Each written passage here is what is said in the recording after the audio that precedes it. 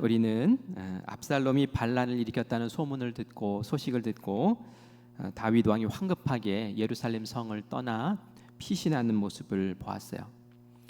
압살롬은 모든 것을 다 가졌어요. 그렇죠? 좋은 책략가도 가지고 또 모든 백성들의 민심도 다 얻고, 그리고 자기를 도와 정부를 꾸려나갈 200명의 똑똑한 일꾼들도 다 얻고, 뭐 없는 게 없었어요. 그런데 한 가지가 없었어요. 뭐가 없었죠? 하나님이 없었어요. 하나님이. 다윗은 아무것도 없는 것 같았어요. 백성들도 다 떠나고, 자기의 가장 소중한 책략가도 자기를 버리고 떠나고, 옆에 있는 그 자기의 충신들과 사람들 몇이 전부인 것 같았어요. 그런데 다윗은 압살롬이 갖지 못했던 하나가 있었죠. 뭡니까? 바로 하나님이었어요. 하나님 한 분이면 돼 하고 하나님 붙잡고 이제 떠납니다. 뭐 저항하지도 않았어요. 하지만 맨발로 울면서 50대의 왕이 그 길을 피난길을 오르는 그런 모습을 우리가 지난 시간에 보았습니다. 오늘은 지난 시간에 이어지는 이야기를 함께 볼 텐데요. 예루살렘 성을 빠져나온 다윗은 이 요단강을 건너서 다른 곳으로 피신하고 싶어 했습니다. 그 길을 가려면은 감난산을 넘어야 되고 또 다른 곳을 이렇게 지나서 가겠죠. 그래서 감난산으로 맨발로 그렇게 막 올라가는 거예요. 울면서 올라가는 거예요. 그러다가 이제 감난산 꼭대기까지 자기와 함께 이제 수행하는 그러한 일행들과 함께 도달합니다. 얼마나 지치고 얼마나 마음이 상하고 얼마나 마음이 아팠을까요? 이때 한 사람이 딱 등장합니다. 적인지 아군인지 살펴보니까 나귀에다가 잔뜩 음식을 실어가지고 온 거예요. 적입니까? 아군입니까? 네, 아군이에요.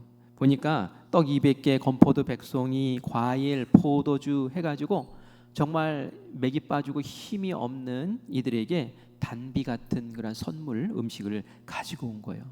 누군가 봤더니 시바라는 사람이에요. 시바. 어디서 들어본 이름 아닙니까? 요나단의 아들 무비보셋이 있었죠. 이 무비보셋의 시종이 바로 시바라는 사람입니다. 그런데 다윗이 이 시바를 만나고 음식을 잔뜩 가져왔으면은 막 기뻐하고 막 고마워하고 박수치고 그래야 되지 않겠습니까? 지금 뭐 상황이 어렵긴 하지만, 그런데 다윗이 의아한 표정을 지으면서 시바를 바라봅니다. 네가 무슨 뜻으로 이것을 가져왔느냐 하고 묻습니다. 이상하죠? 네가 이렇게 귀한 음식을 우리에게 가져다 주자니 너무 감사하다, 이렇게 하는 것이 당연한 반응인데 네가 무슨 뜻으로 이 음식을 가져왔느냐 하고 이렇게 묻는단 말이에요. 이 질문에 배후에는 이런 것이 있었을 거예요. 왜 네가 왔니? 라는 뜻일 거예요. 너는 무비보셋의 종이잖아. 무비보셋이 왔어야 되는 거 아니니? 무비보셋은 도대체 어디 가고 네가 여기를 왔느냐라고 묻는 것이지요. 그게 이상한 거예요. 그리고 여러분들이 잊었을지 몰라서 우리 과거 이야기를 잠깐 하면요, 사무엘하 9장에 가면은 이 시바와 무비보셋 사이에 얽혀 있는 이야기들을 우리가 잠깐 볼 수 있습니다. 사울 왕이 죽었고 다윗 왕이 이제 통일 왕국을 이제 이끌게 되고 또 주변에 있는 나라들을 다 점령하고 그러면서 이제는 평안하다 하는 그런 시간이 왔어요. 다윗이 안정을 찾았을 때에 딱 마음에 생각났던 것이 사울의 핏줄을 찾자라는 것이었어요. 왜 그랬을까요? 이게 위험 요소니까 다 찾아서 죽여야지, 그게 아니라 요나단과 이전에 약속했던 그 약속을 지키기 위해서였어요. 요나단과 어떻게 약속을 했을까요? 내가 너의 집안을, 너의 가족을 끝까지 지켜줄게 라는 거였어요. 그런데 너무 정신없이 살다 보니까 그거 못했잖아요. 이제 통일 왕국이 됐고 이제는 평안한 시절이 되니까 가장 먼저 이 요나단과 약속을 지키기 위해서 막 이제 사울의 그 혈족을 찾기 시작하죠. 그 씨를 찾기 시작해요. 결국은 누구를 만납니까? 이제 시바를 알게 돼요. 이 시바가 요나단 그 집안의 종이었거든요.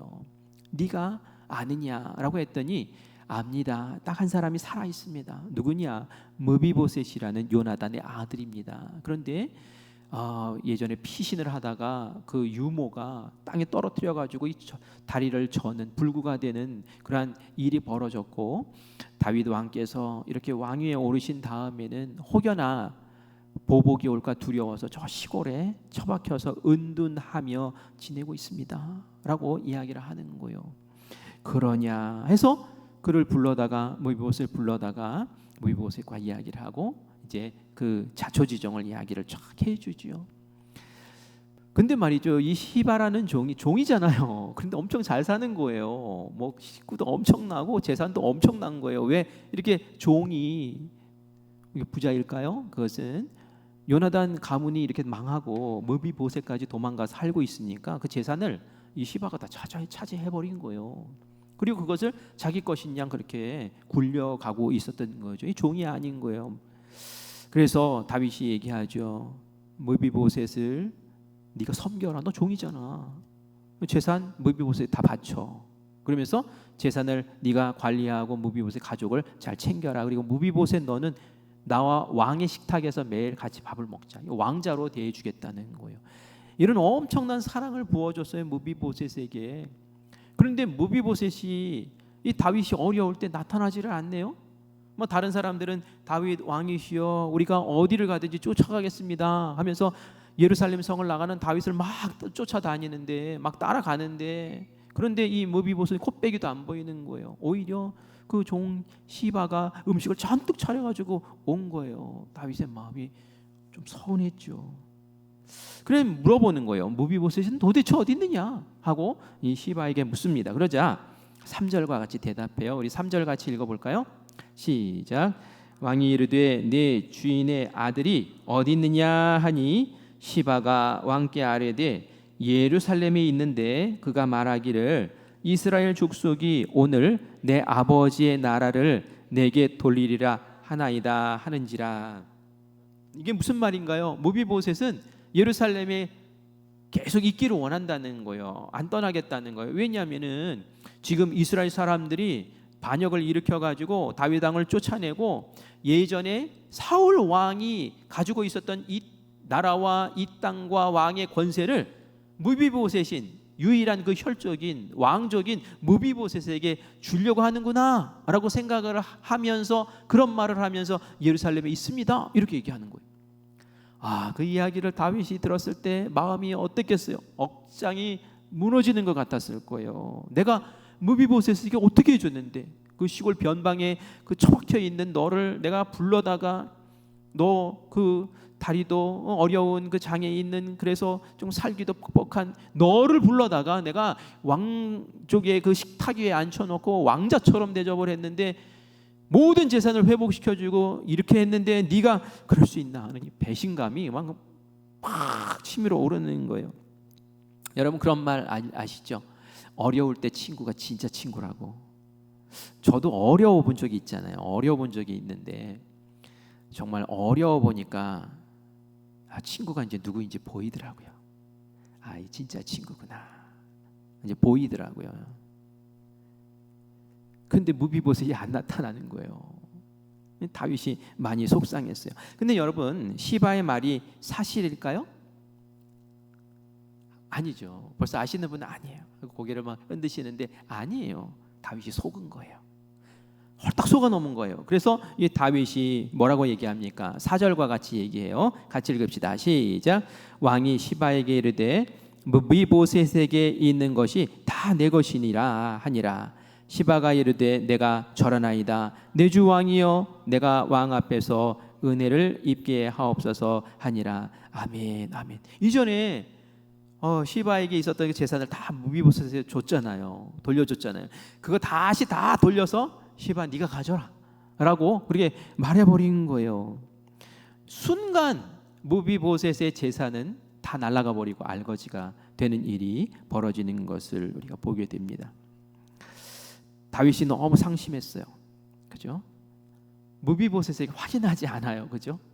그냥 상심한 마음으로 그렇게 결정을 내려버리는 겁니다. 진리도 알지 못한 채 말이죠. 그래서 우리가 중요한 결정을 할 때 참 컨디션 좋아야 돼요. 지금 다윗이 왜 이렇게 엉뚱한 결정을 내린 걸까요? 다윗이 지금 어때요? 예루살렘 성에서 쫓겨나서 도망가고 있는 중이에요. 압살롬 아들 때문에 그 마음이 막 뒤틀어져 있는 상태예요. 막 울면서 비참한 마음으로 산꼭대기에 지금 허겁지겁 올라가요. 몸도 지치고 마음도 무너지고 막 그런 상태란 말이에요. 근데 거기에다가 거짓말을 탁 하고 불을 확 붙이니까 말이죠. 이러니 저러니 생각지도 못하고 그냥 그 마음의 감정대로 그냥 퍽 하고 결정을 내려버리는 것을 우리가 보게 됩니다. 왕이 한번 명령을 내리면 이 시시비비를 가리지 않고 내린 것이라고 할지라도 그 명령에 권세가 있기 때문에 그 따라갈 수밖에 없는 거예요. 이를 어쩌면 좋습니까? 자, 그러면 시바가 이렇게 벌인 일이 이제 어떻게 정리가 되는지 흘러가는지 사무엘하 우리가 16장을 봤는데 19장 이야기를 제가 잠깐 해드릴게요. 거기 24절부터 30절에 보면은 이제 시바를 다시 이 다윗이 만나는 그런 장면이 나옵니다. 압살롬이 반란을 일으켰잖아요. 다윗왕의 그 병사들과 이제 싸워서 압살롬이 죽고 그리고 다시 정권을 딱 잡게 되죠. 그리고 다윗은 자기를 따랐던 사람들과 함께 예루살렘으로 환공을 합니다. 그랬더니 말이죠. 이 무비보셋이 다윗을 맞으러 이제 나오는 거예요. 그런데 무비보셋의 모습을 보니까 행색이 너무 초라해요. 머리도 그냥 얼굴도 세수를 안 하고 머리를 안 감았는지 그냥 그런 모습 있잖아요. 그런 모습, 그렇죠? 이런 모습. 옷도 빨지 않고 그냥 계속 입었나 봐요. 그냥 더러운 그 남루한 옷을 입고는 다윗 왕에게 막 무비보셋이 절뚝절뚝하면서 나오는 거예요. 이상하다. 다윗이 생각했겠죠. 분명히 반란군 쪽에 있으면 압살롬 편에 서 있었으면은 예루살렘 성에서 잘 먹고 잘 살았을 텐데 얘가 왜 이러나 하는 마음으로 봅니다. 그러면서 다윗이 무비보셋에게 물어봐요. 너 왜 나 따라오지 않았냐? 너는 왜 예루살렘에 남았냐? 하고 물어보죠. 그랬더니 무비보셋이 해명을 합니다. 제가 다리를 절지 않습니까? 그래서 제가 나귀를 타고 가려고 했었습니다. 그런데 이 시바가 나를 속여서 왕께 가지 못하게 했습니다. 이렇게 얘기를 하는 거예요. 어떻게 속였을까요? 그 성경에는 구체적으로 나오지 않아요. 하지만 우리가 상상을 해보면 이런 것 같아요. 무비보셋이 다윗 왕이 급히 도망간다는 이야기를 들었어요. 압살롬이 반역을 일으켰다는 소식을 이 무비보셋도 들었어요. 그래? 어디로 가시느냐 하고 물어보니 감람산으로 가신다는 거예요. 그러면 빨리 우리가 황급히 떠나는 우리 다윗 왕을 위해서 나귀도 준비하고 음식도 준비하고 신발도 준비해서 우리 빨리 쫓아가자 해가지고 시바에게 이제 일을 시켰죠. 시바가 막 종들을 동원해가지고 막 음식을 챙기고 나귀도 챙기고 해가지고 딱 준비를 했어요. 그리고 나서는 이 주인에게 무비보셋에게 얘기하죠. 지금은 시간이 급합니다. 지금은 스피드가 중요한 때예요. 제가 먼저 가서 다윗 왕을 만나고 다윗 왕을 붙잡고 있을 테니 무비보셋 주인님은 나귀를 타고 천천히 오십시오. 내가 먼저 쫓아가서 붙잡아 두겠습니다. 이렇게 한 거예요. 그리고 나서는 시바가 딱 와가지고 다윗 왕을 맞고 다윗 왕에게 마치 자기가 음식 다 준비한 것이냐 그렇게 갖다 그냥 퍼주고 그리고 그렇게 주인에 대해서는 모함을 했던 거죠. 나중에 시바가 무비보셋에게 돌아와서는 얘기하죠. 다윗 왕께서 그 재산을 다 저에게 주셨다. 여기 증인들이 다 있다.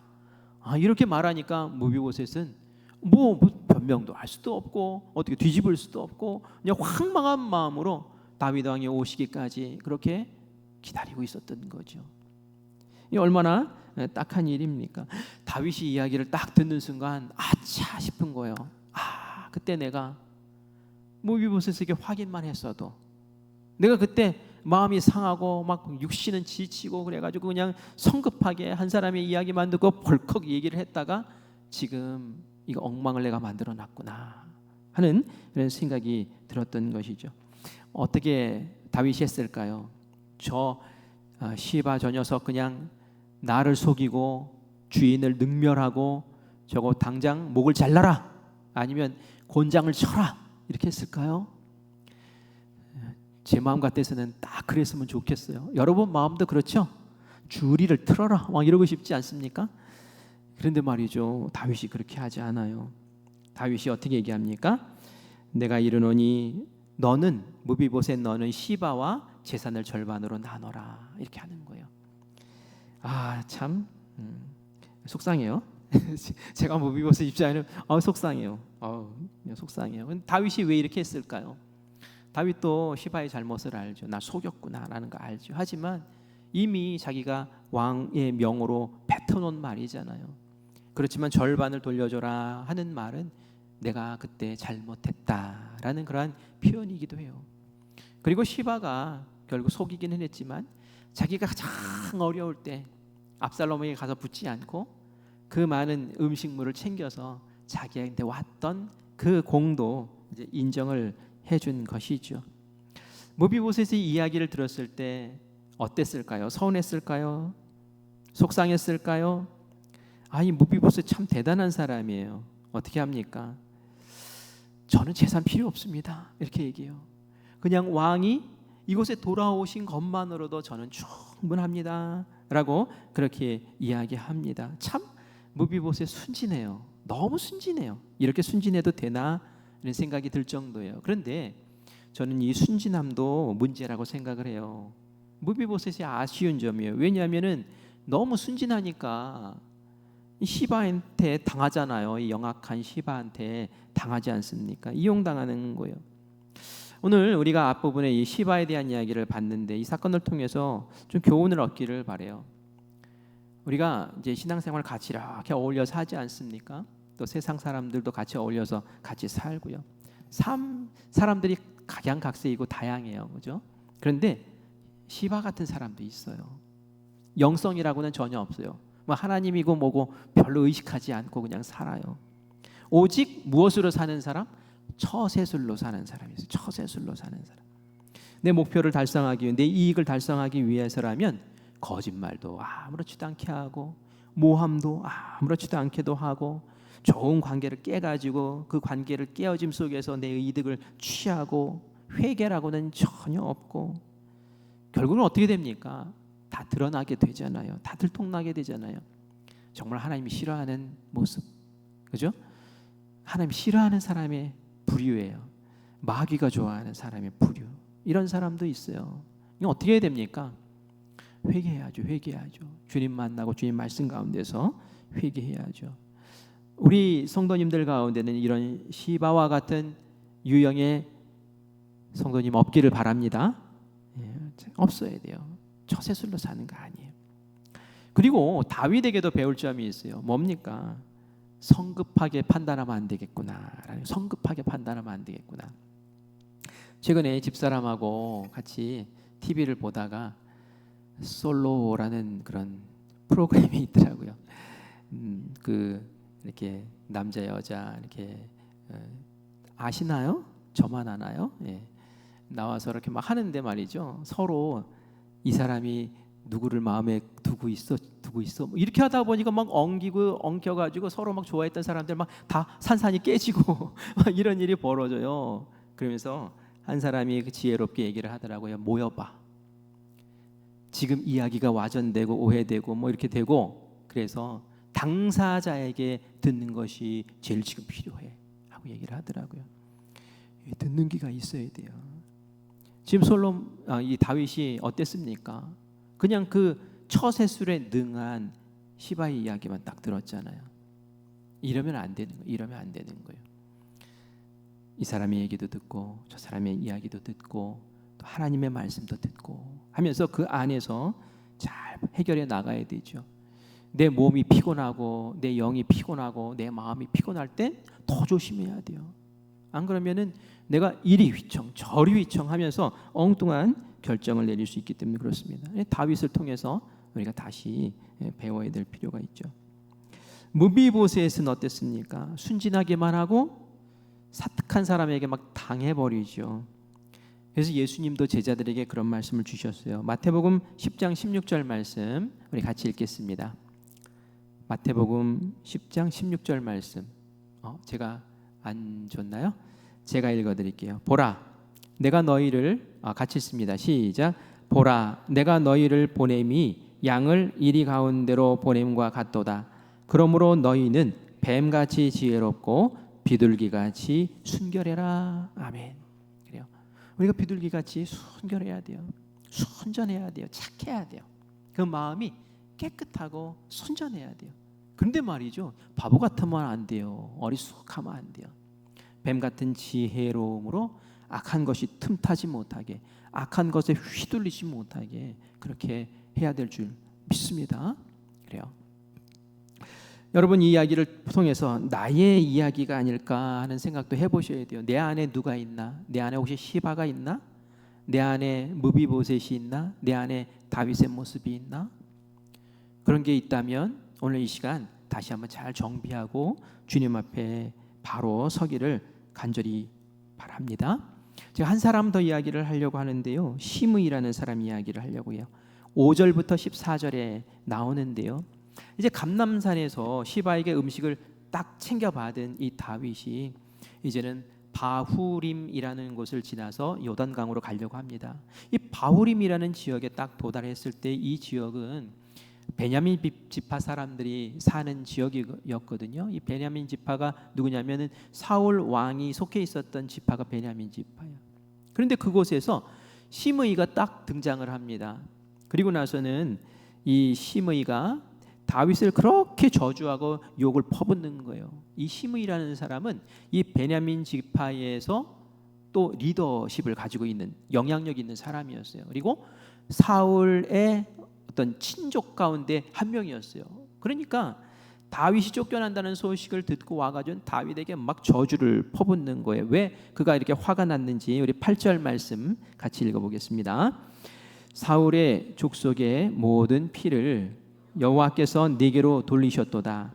그를 이어서 네가 왕이 되었으나 여호와께서 나라를 네 아들 압살롬의 손에 넘기셨도다. 보라, 너는 피를 흘린 자이므로 화를 자초하였느니라 하는지라.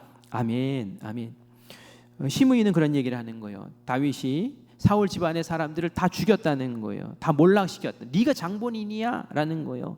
그래서 하나님이 너희 죄값을 물어서 네가 지금 아들에게 이렇게 배신을 당하고 그 형벌을 받는 거야? 라고 하면서 막 저주를 퍼붓습니다. 그런데 시므이의 말이 맞나요? 한번 또 팩트 체크를 해봐야 돼요. 아까 시바의 말도 팩트 체크를 했을 때 아니었잖아요. 시므이의 말도 맞지 않습니다. 언제 다윗이 사울 왕을 죽였습니까? 언제 다윗이 사울 왕의 그 혈족들을 어렵게 만들었습니까? 전혀 그렇지 않아요. 사울과 요나단 어디서 죽었습니까? 블레셋과 전쟁터에서 죽었어요. 블레셋과 싸우다 죽었어요. 느보산에서 죽었어요. 다윗은 오히려 사울이 자기를 그렇게 죽이려고 쫓아다닐 때 2번이나 죽일 기회가 있었지만 죽이지 않았어요. 오히려 존중해주고 하나님 기름 부은 왕이라고 하면서 더 챙겨주고 오히려 피해 다녔지 죽일 일이 어디 있었겠습니까? 지금 거짓말하고 있는 거예요. 이 사실을 너무나도 잘 알고 있는 이 다윗의 호위 무사들이 있지 않습니까? 이 장군들이 발끈하는 거예요. 그래서 수리아의 아들 아비새라는 사람이 먼저 얘기합니다. 저 죽은 개 같은 녀석이, 그죠? 우리 성경에는 개 같은이라고 하지만 우리는 나오는 거 있잖아요. 그죠? 이런 거 이렇게 하면서 내가 가서 목을 따오겠다고, 목을 싹 베가지고 오겠다고 허락해달라고 이러는 거예요. 펄쩍펄쩍 뛰는 거예요. 여러분이라면 어떻게 하겠어요? 아멘 이러겠죠. 가라 이러겠죠. 엉덩이 탁탁 쳐주면서. 그런데 다윗이 어떻게 합니까? 이 아비새를 나무라요. 우리 10절 말씀 같이 볼게요. 같이 읽습니다. 시작. 왕이 이르되 수리아의 아들들아, 내가 너희와 무슨 상관이 있느냐? 그가 저주하는 것은 여호와께서 그에게 다윗을 저주하라 하심이니 내가 어찌 그리하였느냐 할 자가 누구겠느냐 하고 라고 말해요. 이 수리아의 아들들이 누구냐면은 요압, 아비새, 또 아사헬 해가지고 장군들이 있어요. 다윗의 핵심 참모들이에요. 장군들이에요. 그런데 정말 그 핵심 참모들에게 그런 얘기를 하는 거예요. 내가 너희와 무슨 상관이냐? 이렇게 얘기를 하는 거예요. 이게 무슨 뜻이냐면 나의 일에 너희가 왜 그렇게 나서느냐라고 얘기를 하는 겁니다. 그렇게 얘기하는 것은 내 뜻과 너희 생각이 달라라는 그런 말이기도 해요. 다윗은 생각이 달랐어요. 그래서 그 뒤에 이렇게 얘기를 하는 거예요. 저 사람이 나에게 막 저주를 퍼붓는 것은 어쩌면 하나님이 시켜서 하는 일일지도 몰라. 하나님이 시켜서 하는 일이면 누가 저를 나무랄 수 있겠니? 하면서 이야기하는 것이죠. 그래요. 다윗은 겸손하게 그 저주를 그냥 받아들입니다. 내가 이전에 밧세바와 범죄했을 때 하나님이 우리 집안에 칼이 끊이지 않겠다고 하셨는데 하나님께서 나를 징계하시는 것인가? 하면서 그 저주를 들으면서 하나님 저를 책망하시면 제가 받겠습니다. 더한 책망도 제가 받아야죠 하면서 겸손하게 그 마음을 갖추고 있었기 때문에 이 옆에서 아비새가 펄쩍펄쩍 뛰어도 왜 내 일에 네가 상관하느냐 하면서 오히려 말리는 그런 모습을 우리가 보게 되는 거죠.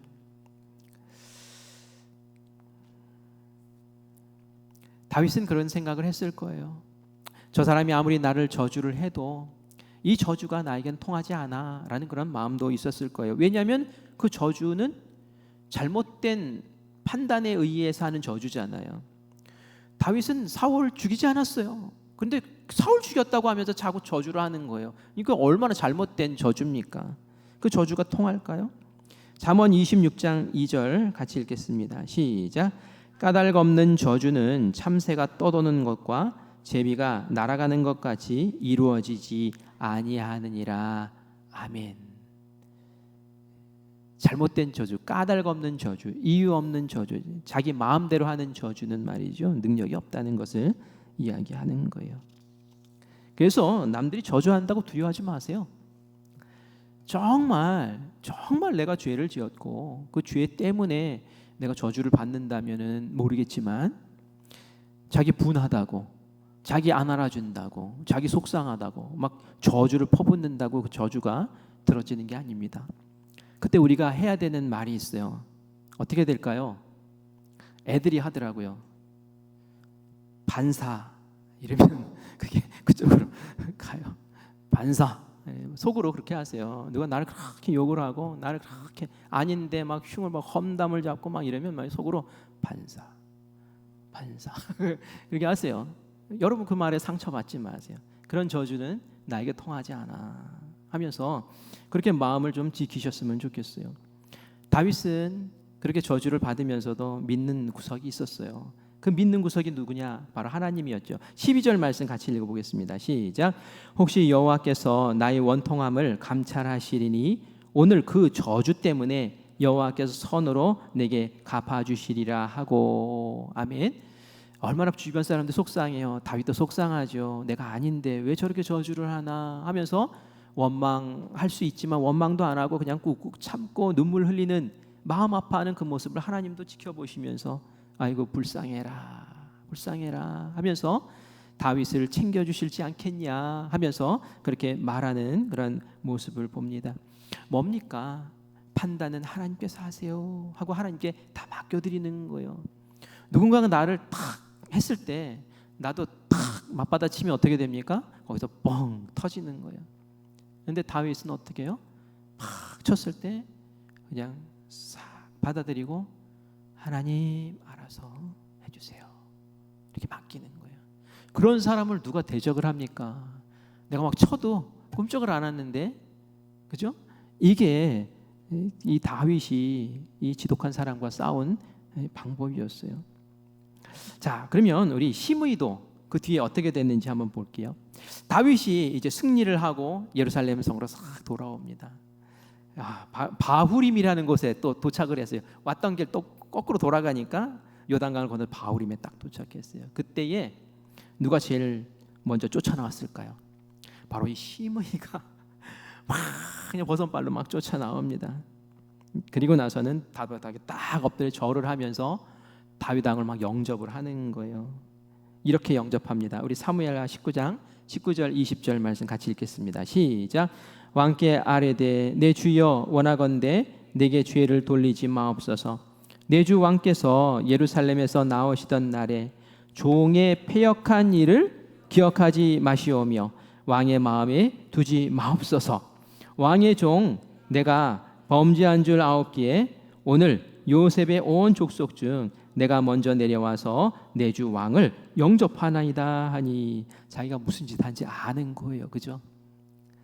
자기가 저주했던 그것이 엉터리였다는 거 아는 거예요. 제가 바른 얘기했으면 왜 그랬겠어요? 지금 엉터리 얘기한 거예요. 내가 무슨 짓을 했는지 아는 거예요. 내 죽을 죄를 지었구나. 이제는 다윗 왕이 오면 내 목부터 날아가겠구나 생각하고 그냥 와가지고 이렇게 용서해 달라고, 기억지 말아 달라고 이렇게 하면서 막 영접을 하는 이 시므이의 모습을 봅니다. 정말 얼굴에 철판 깐 사람이에요. 그렇죠? 이런 사람이 어딨나 싶어요. 정말 못마땅해요. 그러자 또 아비새가 나서요. 우리 아비새가 용감하게 나섭니다. 저렇게 가만히 두면 안 됩니다. 주인 왕이시여, 좀 마땅히 죽어야죠. 마땅히 죽어야 됩니다 하면서 칼을 막 들었다 놨다 하는 거예요. 아유, 속 시원해라. 그죠? 확 한번 그냥 했으면 좋겠어요. 근데 다윗 왕이 어떻게 얘기하는지 사무엘하 19장 22절 같이 읽어봅시다. 시작. 다윗이 이르되 수레아의 아들들아, 내가 너희와 무슨 상관이 있기에 너희가 오늘 나의 원수가 되느냐? 오늘 어찌하여 이스라엘 가운데에서 사람을 죽이겠느냐? 내가 오늘 이스라엘의 왕이 된 것을 내가 알지 못하리요 하고, 다윗이 이전과 같이 똑같이 말리는 거예요. 나의 일에 왜 너희들이 나서냐 하면서 말리는 거예요. 그러면서 오늘 나의 원수가 되느냐, 너희가 나의 원수가 되느냐, 원수가 될래? 하면서 말이죠. 오히려 다윗 왕이 좀 기분 언짢은 그 표현까지 쓰는 것을 보게 됩니다. 왜 이랬습니까? 오늘 같은 날은 환궁하는 날이니까 얼마나 경사스러운 날이에요. 이런 경사스러운 날에 사람을 죽이다니 말이 안 되지 하면서 내가 처형하지 않겠다 하고 맹세하는 다윗의 모습을 봐요. 다윗의 이런 모습 보면 완전 고구마예요. 그죠? 막 답답해요. 어떻게 이러지? 아비새가 훨씬 옳은 거 아니에요? 아비새가 얼마나 정의롭습니까? 아닌 건 아닌 거고, 그죠? 그냥 탁 쳐버려야죠. 왜 이러느냐 말이에요. 짜증나게, 그죠? 시므이가 회개했습니까?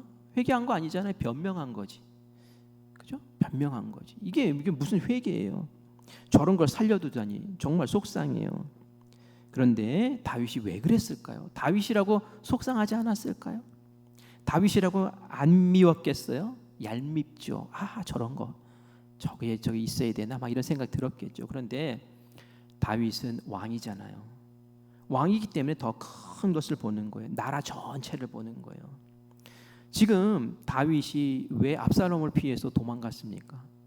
그것은 말이죠, 민심이 다 압살롬에게 가 있는 거예요. 그동안에 압살롬이 4년 동안 왕에게 가 있어야 될 백성들의 민심을 다 훔쳐가 버린 거예요. 지난주에 봤잖아요.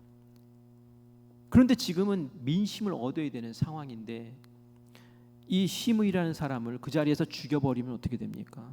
시므이는 베냐민 지파의 리더십이에요. 우두머, 영향력 있는 사람이에요. 이 사람이 다윗 왕 앞에 지금 막 나왔을 때 1000명의 베냐민 사람들을 몰고 나왔어요. 우리 다윗 왕 맞으러 가자 해가지고 1000명을 끌고 왔단 말이에요. 그런데 그 자리에서 목을 탁 쳐버리면은 그 1000명이 다윗에게 어떤 마음 갖겠어요?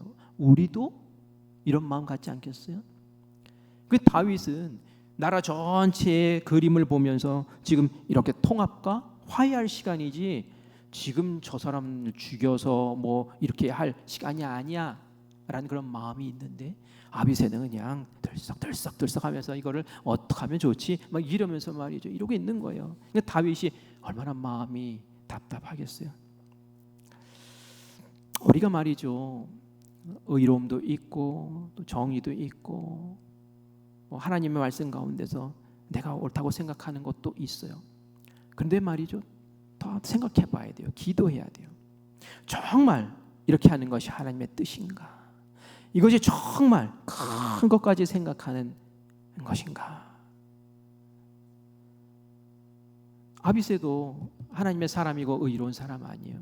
그런데 다윗하고 이렇게 다르잖아요. 다윗은 너 나랑 원수 되려고 그러냐? 라고 이야기할 정도로 이렇게 다르잖아요. 왜 그렇습니까? 다윗은 더 큰 것을 생각하는 큰 사람이었기 때문에 그런 거예요. 그것을 따라 맞춰줘야지 그게 협력자고 동역자고 충성스러운 사람 아닙니까? 하나님 안에서 싸우는 법이 있어요. 로마서 12장 21절 우리 부흥회 때도 이 말씀 하시더라고요. 우리 같이 읽어보겠습니다. 시작. 악에게 지지 말고 선으로 악을 이겨라. 선으로 악을 이겨라. 너 나한테 그랬지? 딱 목을 쳐버려. 이거는 그냥 그대로 갚아주는 거예요. 선으로 악을 이기는 방법이 뭘까요? 로마서 12장 21절 읽었는데 20절 바로 앞절 읽어보면 나옵니다. 같이 읽겠습니다. 네 원수가 줄이거든 먹이고 목마르거든 마시게 하라. 그리함으로 네가 숯불을 그 머리에 쌓아 놓으리라. 아멘. 잘해주라는 거예요. 오히려 축복하라는 거예요. 오히려 사랑하는. 아, 이게 되나? 네. 성령님 의지하면서 해보세요. 그러면 그 다음에 어떻게 하십니까? 이제 하나님이 하시는 거예요. 하나님이. 저는 그걸 경험을 했어요. 저를 모함하고 어렵게 만들고 저를 그렇게 괴롭히는 사람이 있더라고요. 잠 자다가도 그 사람 생각하면 벌떡벌떡 일어나게 하는 그 사람. 근데 어느 날 제가 그 사람 참 미워하고 저주를 하다가 이 말씀 때문에 억지로 축복을 하기 시작했어요. 그리고 예수님의 사람 하다 보니까 거기에 크게 나와요. 그래서 어려운 마음으로 제가 했어요. 기도했어요. 정말 그도 잘 되게 해주세요. 그를 위해서 제가 축복합니다. 그렇게 했어요. 근데 시간이 지났어요. 시간이 많이 지나고 나니까 하나님이 건드려 주셨더라고요. 하나님께서 건드려 주셔가지고 어떻게 됐을까요? 더 이상 말은 안 할게요. 하나님이 하세요. 하나님이 억울함을 닦아주시고 그 눈물을 닦아주시고.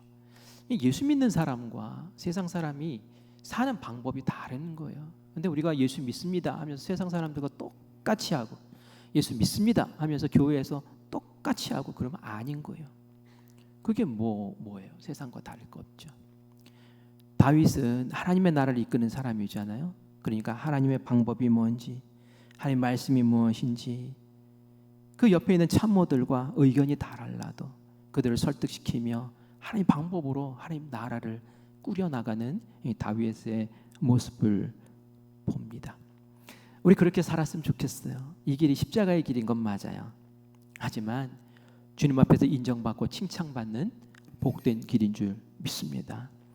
우리 인생 가운데 내가 어떻게 살아가고 있는지 다시 한번 점검해 보시고 내 안에 앞에서 말했던 그 사람들의 어떤 모습이 있다면 싹 정리해 보시고 오늘 하나님 앞에 기도하시고, 그리고 또 오늘 이 말씀처럼 다윗이 그 억울함 속에서 어떻게 그 마음을 지켜 그 삶을 지켜 행했는지를 다시 한번 보면서 나를 억울하게 원통하게 나의 마음에 깊은 상처를 주고 했던 사람 이름을 오늘 부르면서 기도하면서 주님 앞에 나갔으면 좋겠어요.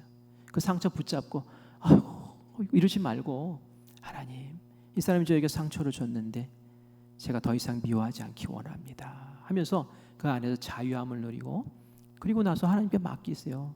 하나님이 이렇게 해주실 거예요. 이렇게 싹싹 갈아주실 거예요. 하나님 그렇게 해주실 거예요. 그러면서 여러분 안에 자유와 평강과 은혜로 일어서는 역사가 있기를 간절히 축원합니다.